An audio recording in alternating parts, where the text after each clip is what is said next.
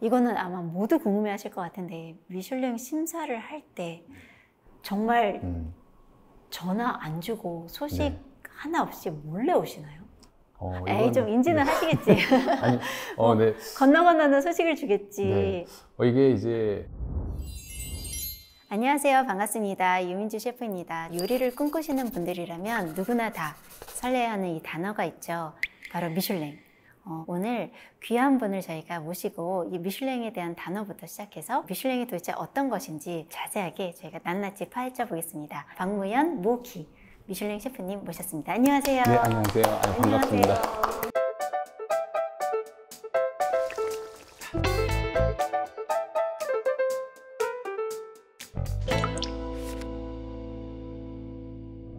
미슐랭이라는 이 단어 자체는 요리사가 감히 내가 평생 한 번쯤 달아볼 수 있을까라고 생각하는 그 꿈의 그 순간들이잖아요. 축하드려요. 네. 감사합니다. 어떠셨어요, 기분이? 일단 뭐 말로 표현하기 되게 어려울 것 같은데 정말 평생의 꿈이기도 했고 너무 감격하고 기쁘고 그 고생했던 시간들이 정말 다 이렇게 녹아내린 것 같아요. 근데 이제 저는 초기에 방문했었던 사람으로서 어떻게 열심히 일을 하셨는지 아니까 그렇지만 이제 모르시는 분들이 너무 많고 그리고 미슐랭 자체가 너무 궁금하신 분들이 많고 한번 간단히 소개를 제가 감히 해드리자면 제가 알기로는 미주, 유럽 그리고 또 아프리카까지 해외에서 다양한 요리 경험을 안고 들어오셔서 모키라는 그 첫 번째 식당을 오픈하신 걸로 제가 알고 있는데요. 2017년도에 모키를 오픈하게 되었고요.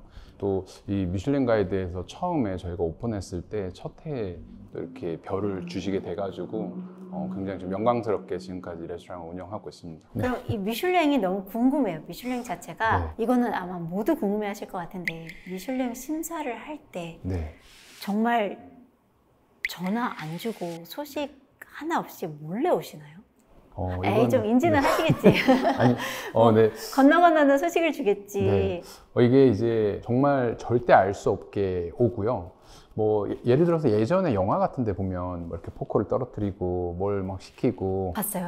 네네네. 그런 얘기들이 이제 많이들 이렇게 사람들이 알고 계시는데 그런 얘기도 있었거든요. 이제 외국인 한 분, 한국 분 한 분 같이 오신다. 대중들, 일반 분들조차 다 아는 방법을 오셔서 할 수는 없잖아요, 사실. 한국 분이신지 외국 분이신지도 모르죠. 네. 이제 어떻게 보면 알 수 있는 게 전혀 없고 외국인 손님도 사실 많이 오시거든요. 이제는 더 교묘하게 예약을 하시고 오셔가지고 티가 1도 안 나거든요. 그래서 어떤 분이 이제 심사한지 전혀 모르니까 너무 궁금해요.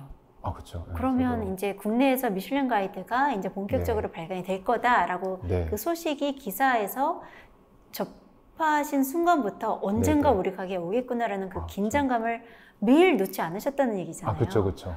미쉐린 심사분들이 사실 이제 레스토랑에 얼마나 이제 방문을 하시는지 저희는 절대 알 수는 없는데 저도 이렇게 듣기로는 1년에 한 4-5번 정도씩은 한 레스토랑들마다 이제 방문을 하면서 뭐 맛에 대한 평가 그리고 맛에 대한 일관성을 평가하려면 여러 번 방문을 해야 되잖아요.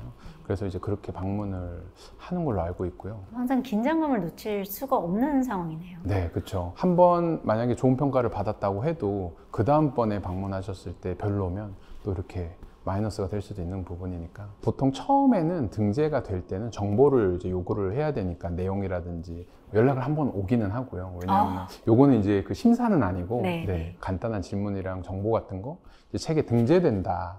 근데 이제 별을 받거나 빅구르망에 선정되는 건 그때는 절대 모르고요. 이제 그 어워드 당일날 알 수 있는데 전 세계적으로 이렇게 미쉐린을 발표를 이제 하는 게 조금씩 다르거든요. 국내는 이제 항상 어워드를 통해 가지고 이제 실시간 중계를 하면서 이제 별을 발표를 해요. 그러다 보니까 이제 셰프 분들은 이제 그 발표하는 순간보다는 사실 조금 일찍 알 수밖에 없는데 초대돼서 가야 되니까. 근데 그 시간조차도 거의 이틀 길면 3일? 2-3일 전에 연락을 주시거든요. 별을 받는 거는 알 수가 있는 거죠. 그때는 2-3일 전에는. 대신에 별이 1개인지 2개인지 3개인지는 모르는 거죠. 그때까지 철저한 비밀리에. 그래서 이제 실제 그 생중계할 때 어워드장에서 셰프들이 앉아 있잖아요. 그때 이제 내가 1개인지 2개인지 3개인지 모르는 거죠, 다들. 그러면서 제발 이러면서 기다리거든요. 그 사이에 잠깐 제가 좀 자, 찾아볼까요? 모키 찾아보겠습니다. 와, 근데 정말 책도 예쁘고요. 네. 그리고 셰프님 몇 페이지신지 기억하시고 외우셨을 것 같은데. 페이지 페이지. 네, 페이지까지는 네, 미음 여기 있습니다. 그럼 이런 정보에 대해서 일단 네. 어느 정도 맞아요. 정리를 하셔야 되니까 전화를 네. 주시고 그 자리에 내가 앉아 있는데 네네네. 기분이 어떠셨어요? 그냥 일단은 난 다 했다 약간 이런 느낌. 오스카 같은 느낌이잖아요. 일단 진짜 그 자리에 있는 것만으로도 뭔가 대한민국 대표하는 셰프가 된 그렇죠. 기분이 들고 네. 그러면서 또 한편으로는 너무 대단한 셰프들이 같이 있는 거잖아요. 그러다 보니까 이제 나도 더 열심히 해서 저 셰프보다 더 잘할 수 있을까 이런 생각도 들고 정말 현실적으로 얘기하면 이제 별을 처음에 1스타를 먼저 호명을 하고요. 2스타를 호명하고 마지막에 3스타를 호명하거든요. 그러니까 정말 웃긴 거는 셰프들이 다 부르지 마라. 부르지 마라. 안 불리면 네, 2스타로 그렇죠. 올라가니까 제발 나 부르지 마. 이러다 불리면 하면서 이제 올라가거든요. 물론 너무 좋지만, 좋으면서도 너무 감사한데 어떤 마음이 이 사람이 3등 먼저 부르잖아요. 이미 초대받았는 게 하나는 기본이니까 안 부르면 2개인데 막 그냥 이런 것도 좀 있고 너무 좀 즐거운 시간인 것 같아요. 그러면 네. 사실 좀 궁금한 게 네. 어떤 기준으로 1스타인지 2스타인지 3스타인지도 좀 궁금하고 가늠하실 수 있는 게 아무것도 없는 거죠. 일단은 이제 그 책 안에 등재되는 것도 힘들고요. 아까 말씀하셨듯이 별이 3개, 2개, 하나, 그리고 빅구르망이라는 이제 그 4개 카테고리를 추가로 이제 선정을 하는 거거든요. 이제 빅구르망은 이제 정말 이렇게 가성비가 좋은 저렴한 가격에 맛있는 음식을 드실 수 있는 그런 레스토랑으로 뭐 냉면이라든지 만두, 뭐 족발 이런 이제 좋은 레스토랑들이 있고요. 미쉐린 가이드 별을 받는 레스토랑들은 이제 별이 하나만 되어도 정말 이제 훌륭한 요리를 하는 레스토랑이라는 의미로 보시면 되고 국내 한 20여 개 정도 있고 20여 개 정도밖에 없어요? 네네네. 와, 대단하시네요. 네. 네. 그리고 2개는 더 대단한데요. 2개는 이제 국내 지금 기준으로는 한 8개 정도 있는데 8개? 네. 정말 탑 10 안에 든다고 생각하면 돼요. 국내 레스토랑 중에 탑 10. 내가 10손가락에 드는 셰프다 생각할 정도의 자부심을 느낄 수 있고 별 3개는 한 개 있거든요. 딱 1개? 네. 1개 있는데 별 3개를 받는 레스토랑은 이제 정말 해외여행을 가서라도 정말 그 레스토랑의 식사를 위해서 여행 계획을 짤 정도로 그 정도로 가치가 있다. 이거는 미슐랭 가이드 공식적으로도 말을 하고 있는 건데 여행을 갈 정도로 가치가 있는 레스토랑에 별 3개를 주고 있습니다. 공식적으로는 이제 그 음식에 한해서만 별을 이제 평가한다고 되어 있는데요. 5가지 항목을 아예 명시를 해놨습니다. 미슐랭 이제 공식적으로 홈페이지에 식재료의 수준, 그리고 음식의 조합, 그리고 이제 조리 기술, 창의력, 그리고 일관된 그 맛의 일관성 이 5가지를 가지고 평가를 하고 있는데요. 근데 이제 개인적인 의견을 좀 덧붙이자면 음식 자체가 사실 아주 완벽하다고 해도 이제 아시겠지만 서비스 하는 이제 과정 속에서 그걸 어떻게 설명하고 전달하고 풀어내느냐에 따라서 그 고객의 입장에서는 그 음식의 가치를 느끼는 게 이제 달라질 수 있잖아요. 그래서 이제 공식적으로는 음식이라고 하지만 저는 개인적으로는 이제 서비스가 당연히 포함된 평가이지 않을까라고 생각합니다. 또 여쭤보고 싶은 게 네. 어떠세요? 이게 또 미슐랭 셰프로 딱 이제 등재가 되고 나니 알아보시는 분들도 많으시고 뭔가 좀 확실하게 변화가 있으셨나요? 확 와닿는 거는 매출이 네, 많이 올랐고요. 이제 네. 셰프로서 느끼는 점은 제가 어떤 요리를 하고 있을 때 이제 사람들의 어떤 평가들이 되게 다양하잖아요. 네. 이제 저 사람의 음식이 제대로 된 게 맞냐, 뭐 그런 의심을 많이 제가 이제 받고 있던 시기였는데 별이 딱 이제 받고 나서 그 모든 의심을 많이 하시던 분들이 이제 소음이 없어지면서 이제 그렇죠. 공식적으로 인정을 하게 그렇죠. 해주시는 과정이었던 거예요. 미슐랭 스타를 받게 된다는 것 자체가 어마어마한 기회이기도 하고 굉장히 네. 영광의 순간이기도 하지만 또 거절하시는 분도 계실까요? 사실 당연히 거의 없는 건데 왜냐하면 이 받는 것만으로도 엄청 영광스러운 거니까. 네. 근데 이제 가끔 있다고 들었는데요. 있으세요? 네, 이게 어떤 경우냐면은 본인이 생각했을 때는 나는 이 정도 별은 받아야 되는데 뭔지 평가가 알겠어요. 기대 이하일 네, 때 네. 그러면은 이제 사람들은 그 결과를 가지고 볼 테니까 만족이 안 되는 거죠. 그런 경우에는 이제 거부를 하고 근데 이게 공식적으로 거부 그런 절차가 있는 건지 저도 잘 모르겠는데 어쨌든 이제 등재를 하지 말아달라 뭐 이제 얘기를 하는 경우는 있다고 들었어요. 네. 그러면 이제 매년마다 이 자격을 계속 한 번 주어지면 이게 뭐 평생 가는 건가요? 아니면 또 매년 뭘 위해서 또 선정을 받기 위해서 또 저희가 그 미슐랭 가이드는 이제 매년 그 연도별로 발간을 하고 있고요. 새로운 평가를 매년 이제 꾸준히 하고 있고, 이제 음식이 더 수준이 올라가서 별이 올라가는 경우도 있고, 반대로 이제 노력을 하지 않고 음식 수준이 내려가면 별을 잃는 경우도 있고요. 그래서 이제 항상 긴장을 늦출 수 없는 것 같습니다. 이제 셰프님이 만약에 추천하시고 싶은 그 레스토랑이 있으시면 네. 네, 좀 추천해 주시겠어요? 사실 이제 그 국내에 좋은 레스토랑들이 너무 많아가지고 많아졌어요. 제가, 정말 많아졌어요. 네, 이 대답이 사실 굉장히 어렵거든요. 제가 추천드린다면 모수라는 이제 레스토랑이랑 밍글스라는 레스토랑. 네. 혹시 두 곳 다 가보셨어요? 가봤죠. 아, 그래요. 모수는 이제 안성재 셰프님이 이제 운영하고 있는 이제 그 미쉐린 3스타. 올해 3스타 됐어요? 네. 작년까지 2스타였는데 네, 올해 네. 그리고 지금 운영되고 있는 3스타는 유일하게 모수밖에 이제는 없게 됐는데, 그 셰프님의 그 영혼을 갈아넣는 그 음식의 퀄리티를 저는 알기 때문에 네. 저도 기억을 하는 게 저희 매장 근처에 있었거든요. 맞아요. 예전에 네. 한남동에서. 가까웠어요. 그래서 오픈하자마자 갔었어요. 아, 네. 근데 정말 그 파인다이닝의 국내에 좀 이 정도는 해줘야 돼. 외국에 귀빈이 오셨을 때 이런 곳이 우리한테도 있다라는, 추천해 줄 수도 있구나라고 네. 생각되는 곳이어서 저는 굉장히 기쁘게 맞아요. 식사를 네. 하고 나왔었거든요. 추천해 주시니까 뭔가 제 어깨가 좀 funfun하네요. 네, 그리고 맞아요. 또 밍글스라는 네, 레스토랑인데요. 너무 훌륭하시죠. 네, 밍글스는 이제 강민구 셰프가 이제 운영을 하고 있는 레스토랑인데, 한식을 기반으로 해서 약간 컨템포러리 이런 퓨전 요리를 하고 있는데, 그거를 외국인 분들이 이제 방문했을 때도 뭔가 좀 이렇게 잘 와닿을 수 있게 그 음식을 굉장히 밸런스를 잘 맞추는 음식이라고 저는 표현을 하고 싶고요. 개인적으로 가장 많이 방문했던 이제 미슐랭 레스토랑이기도 해요. 저는 한 8번 정도 갔던 것 같은데, 갈 때마다 거신 돈을 다 이제 이게 쏟아 부을 만큼 가치가 있으니까. 네. 그럼요. 이제 미슐랭이라고 하면 이제 어느 정도 저희가 얘기했듯이 좀 이렇게 상상되는 부분들이 있잖아요. 근데 대중적인 미슐랭이 아니라 좀 특이한 곳도 있다고 들었어요. 네, 그렇죠. 지금으로부터 한 6년 전, 2017년도 때 페루를 제가 갔습니다. 거기에 센트럴이라고 하는 레스토랑이 있어요. 거기는 이제 워낙에 세계적인 레스토랑이기도 했고, 그 레스토랑을 위해서 그 여행을 떠났거든요. 아프리카에서 요리를 저는 했었으니까 남미에서는 도대체 어떤 요리를 할까? 맞아요. 어떤 요리를 하길래 이렇게 세계적인 위치에 올랐을까? 해서 이제 갔는데, 그곳은 이제 남미에 있다 보니까 그 아마존의 식재료를 많이 쓰거든요. 아마존이요? 네네. 정말 처음 보는 식재료들이 굉장히 많이 있었고요. 전 세계적으로 유명한 셰프분들이 항상 하는 얘기가, 이제 지구상에 존재하는 식재료, 대부분의 식재료는 이미 다 개발이 되었고, 대부분의 그런 실현 가능한 조리법들도 거의 다 이제 나왔다, 이런 얘기를 가끔 하거든요. 근데 거기를 방문했는데, 그 얘기 다 이제 아니다. 정말 아직도 이 미지의 세계에는 새로운 식재료가 정말 많고, 창의적인 셰프들은 정말 많죠. 도전할 수 있는 기회가 여전히 남아있다. 네.